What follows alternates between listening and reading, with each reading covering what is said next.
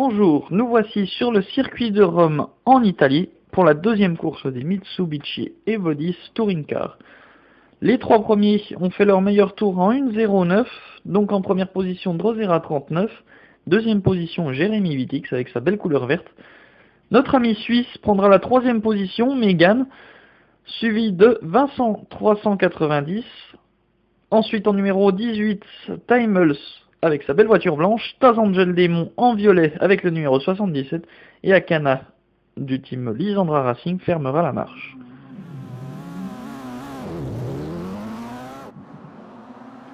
Le départ, donc, ça se passe plutôt pas mal pour Vincent 390 puisqu'il va parvenir à faire même voire deux très beaux dépassements dans ce premier virage. Il va prendre l'intérieur sur son coéquipier Megan, mais également à l'extérieur qui est sorti large Jérémy Vitix. Voilà, on entend beaucoup de coups de patin, c'est Taz Angel Démon qui a des problèmes de lag sur le départ de cette course. Drosera 39 ressort premier de cette épingle, cependant Akana entraîne dans son freinage très tardif plusieurs des concurrents. Donc au moment du freinage, elle a complètement paniqué, entraîné Timels et Jérémy Vitix à la faute. Timels qui a perdu beaucoup de temps et Jérémy Vitix qui s'est fait prendre sa quatrième position par Taz Angel Démon. Cependant au deuxième tour, il va la récupérer très rapidement à l'intérieur du premier virage.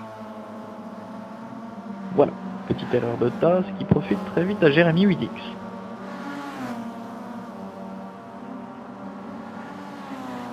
Ensuite devant, le groupe de 3, MV Racing et Drosera 39 se mène une lutte acharnée.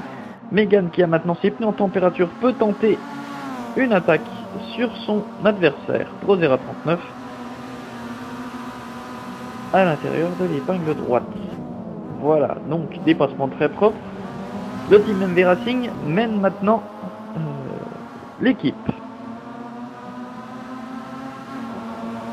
Drosera 39 qui suit de très près et qui observe s'il trouve une occasion de dépasser, il n'hésitera pas à le faire. Regardez en haut à gauche, Megan, on observe qu'il a chaussé des pneus durs à l'arrière. Pourquoi a-t-il chaussé des pneus durs à l'arrière? Tout simplement parce que l'arrière aura tendance à glisser plus facilement et on forcera beaucoup moins sur le train avant pour tourner. Cependant, les pneus dureront donc plus longtemps tout en étant performants. Car là-dessus, c'est vraiment un circuit où il faut avoir un train avant très maniable. Cependant que l'arrière glisse un peu, ça nous permet d'aborder plus facilement un virage, donc les pneus durs à l'arrière étaient une bonne technique. Voilà, Drosera 39 va arriver un petit peu vite, il va commettre une erreur qui va profiter à Vincent pour reprendre la deuxième position. Cette bagarre profite à Jérémy Vitix qui parvient à rattraper l'écart qui le séparait de Vincent et Drosera.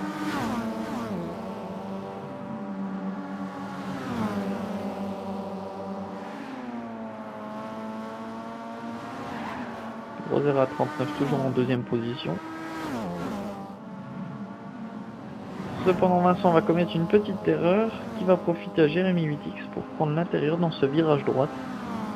Voilà, Jérémy Vitix s'empare de la troisième position. Cependant on repère que Megan a déjà fait un très bel écart, on ne le voit déjà plus. Au cinquième tour, il est déjà très loin devant. Jérémy Vitix prend maintenant la deuxième position.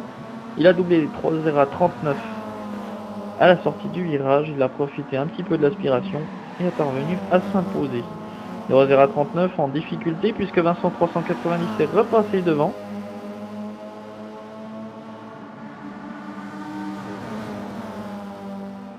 Drosera n'a pas dit son dernier mot, je pense qu'il va essayer de recommencer quelque chose. Il va profiter de la bagarre de ses deux concurrents de devant pour pouvoir revenir très fort dans cette ligne droite. Il va essayer de faire un trou et de passer au milieu. Il a doublé Vincent 390, il va essayer de doubler Jérémy Vitix, mais le virage dangereux arrive, alors il choisit de se rabattre derrière. Cependant, il va commettre... au septième tour, c'est Vincent qui commet une erreur, et Drosera n'a pas pu l'éviter, ils vont perdre beaucoup de temps les deux. Vincent laisse passer Drosera un petit geste fair play. Cependant, son arrière est véritablement endommagé. 9e tour, Drosera 39 toujours en 3e position. Cependant, Vincent 390 va choper l'intérieur en poussant un peu Drosera contre la barrière. Celui-ci, Vincent va le laisser repasser dans la ligne droite. Voilà. Car il est vrai que le dépassement était un peu musclé. Jérémy Witix effectue son arrêt au stand. Pendant que Drosera 39 effectuera son arrêt au stand un peu plus tard au 14e tour. Jérémy Witix reprend donc sa 2e position. Et Drosera 39 va ressortir derrière Vincent 390. Et au 16e tour, il parvient à le rattraper. C'est en attaquant le 17e tour qu'il va parvenir à le doubler.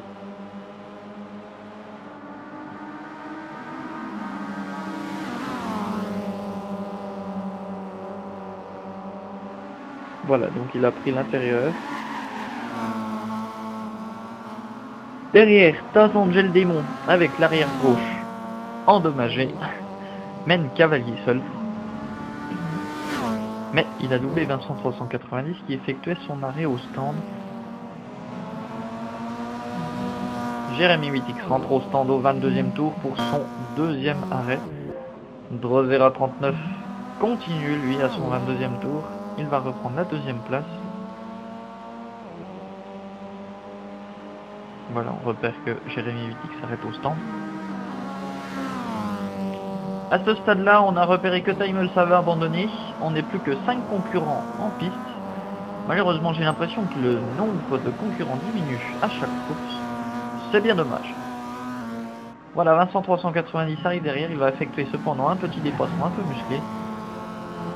Voilà, quelques coups de flexion vont s'échanger. Cependant, les places sont de nouveau rétablies. Tazangel Démon ne devrait pas tarder à s'arrêter au stand vu l'état de ses pneus à l'avant. Jérémy Witix va redoubler Drosera 39. Drosera 39 qui effectue son 2e arrêt.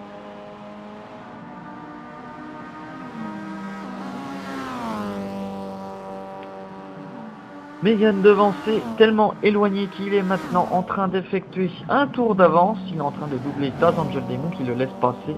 Encore un geste très fair play. Qui le laisse passer, normal le drapeau bleu. Voilà, donc actuellement Megan a beaucoup d'avance. Je crois une trentaine de secondes d'avance sur Drosera 39. Drosera 39 au 33e tour qui change sa stratégie pour s'adapter, pour se mettre sur la même stratégie que Jérémy Witix. Pour parvenir à le doubler. Voilà, il parvient à le rattraper avec le même état des pneus. Il a chaussé des moyens à l'arrière et il semble que cette technique soit plus performante. Il avait aperçu juste avant de démarrer la course que Megan avait chaussé des pneus durs mais il ne savait pas si c'était à l'avant ou à l'arrière. Sachant qu'il avait mis des moyens pour voir ce que ça donnait à l'avant et que c'était une catastrophe, il a décidé d'essayer de mettre les pneus moyens à l'arrière et il a pu effectuer plus de tours. Voilà, il a parvenu à dépasser Jérémy Witix.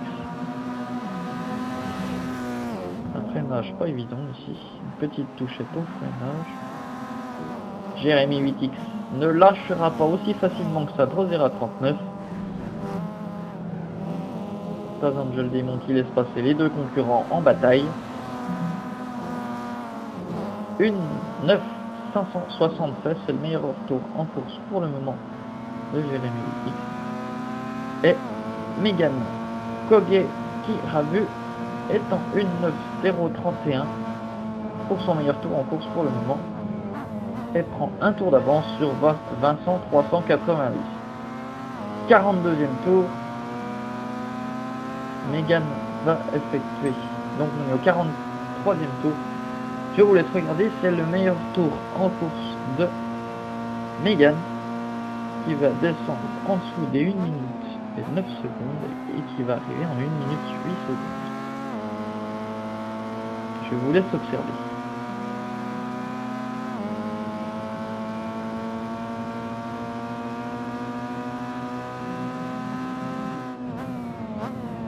turbo freinage, une accélération parfaite, pile poil au point de corde.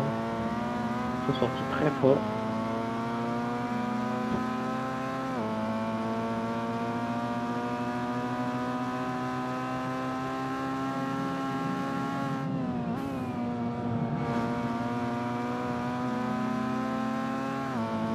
Le train arrière qui glisse, c'est très intéressant comme on n'a pas besoin de braquer tellement les roues sur l'avant. Voilà, freinage tardif. Ça passe très très fort au dernier virage. Et on va voir tout de suite le chrono qui va s'afficher. 1:08,630 millième. Vraiment un très beau chrono. Félicitations à lui. Voilà, on arrive dans le 47e tour et Megan est maintenant en train de prendre un tour d'avance à Jérémy 8X. Il ne reste plus que Drosera 39 à mettre encore une pétée. Cependant, Drosera 39 court tant qu'il peut devant pour ne pas se faire rattraper avant la fin.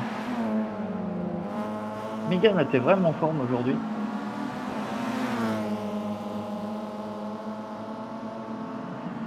Jérémy 8X essaye à nouveau de reprendre quand même l'avantage, mais ses pneus sont quand même en moins bon état que Megan et il ne pourra absolument rien faire. Oula, l'arrière endommagé de... Voilà, dernier tour. Megan va reprendre encore un tour d'avance à Taz Angel Demon et va franchir la ligne d'arrivée avec pas loin d'1 minute 7 d'avance sur le deuxième concurrent. Voilà une victoire bien méritée de Megan Kogekirabu. Je ne sais pas si l'accent est là, mais en tout cas notre ami suisse a vraiment fait péter les scores sur cette course ce vendredi-là. On regarde rapidement les meilleurs tours en course, donc Megan évidemment très loin devant, 1 minute 8 et 630 millième. Ensuite le deuxième meilleur tour en course est obtenu par Drosera 39 qui occupe la deuxième position en 1 minute 9 et 174 millième. Voilà, donc il va arriver avec 1 minute 9, 1 minute 7 de retard, soit quasiment un tour. Ensuite Jérémy 8X va finir 9 secondes derrière Drosera 39 avec un meilleur temps autour de 1 minute 9 et 576 millième.